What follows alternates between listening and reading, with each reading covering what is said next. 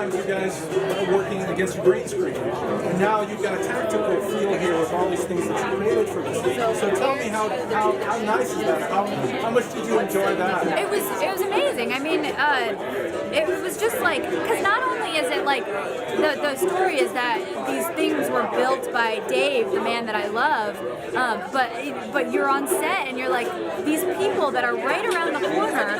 Last night from like 2 a.m. to 6 a.m. they built this like little fluffy paper bird, and like, you know what I mean, with like so much love and attention.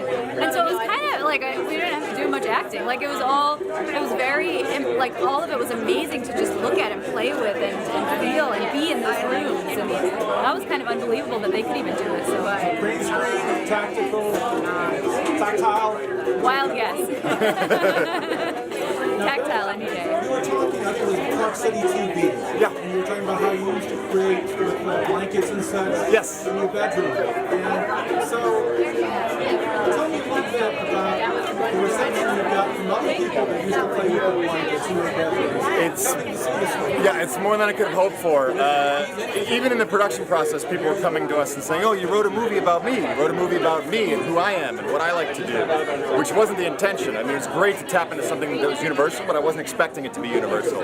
But then it just kept getting bigger and bigger, and being more and more very much a movie about the creative process. And that's a lot of people have tapped into that and recognized that and felt, even though it's a completely absurd, over-the-top, silly world with a lot of suspension of disbelief required to get in. Once you're in, a lot of it is actually very familiar, which I wasn't expecting. I'm glad it really landed like that. I'm going to let you guys go on, but Sigourney, since you were the heroine in this film, so thank you so much. Thank you. I was the producer of the film. We didn't have a production manager, so if nobody else has the explicit job to do something, it's the producer's job. Yeah, and that's, you know, how do you get out of it? If it's too fun being on a set, sometimes things are neglected. But it looked like you had a really fun set. Trying to go into designs somebody and else's everything. mind So and how was understand them. were you able to balance it where everybody had a great time? And I think everybody on the set had a fantastic time. I think our cast had a fantastic time. I think the art department, despite getting a lot of glue gun burns and you know, working their tails off for 2 straight months, I think they all had a great time. In all honesty, I didn't actually spend a lot of time on set. I was hunched over a computer in an office 50 feet away the entire time.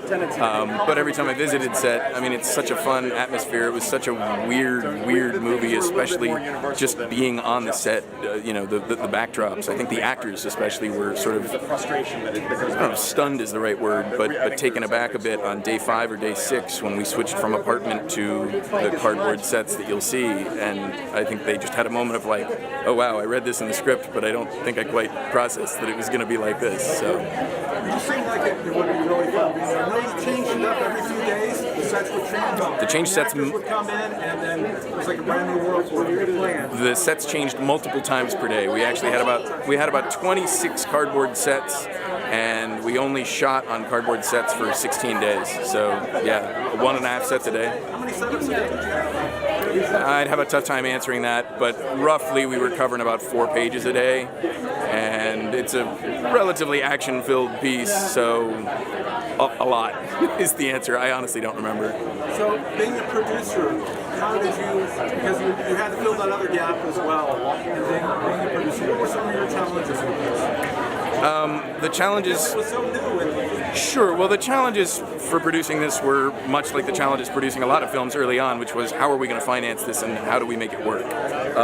Certainly from a visual standpoint and an art department standpoint, it was an unusual film, but that was just part of the puzzle. The biggest problem with producing anything is how are you going to get it? How are you going to pay the people who are going to have to make it? And we didn't skimp on that either. We really went after people who we knew would knock it out of the park. We borrowed a lot of the art department from the Robot Chicken crew. So we weren't going after, newbies and people who didn't have any film experience. We were going after great people. We just paid them a lot less money than we should have paid them because a lot of them fell in love with the script and they really wanted to be a part of this story. So, just real quick, and put this on. How can people follow your film? Social media. Yeah, Facebook, Dave made a fan page. Twitter, Dave made a tweet. Instagram, Dave made a maze. And we have a website as well, davemadeamaze.com. If you put your city and your email address in there, we'll let you know when we're screening in your city. John, thank you so much. Yeah, thank you. Cheers.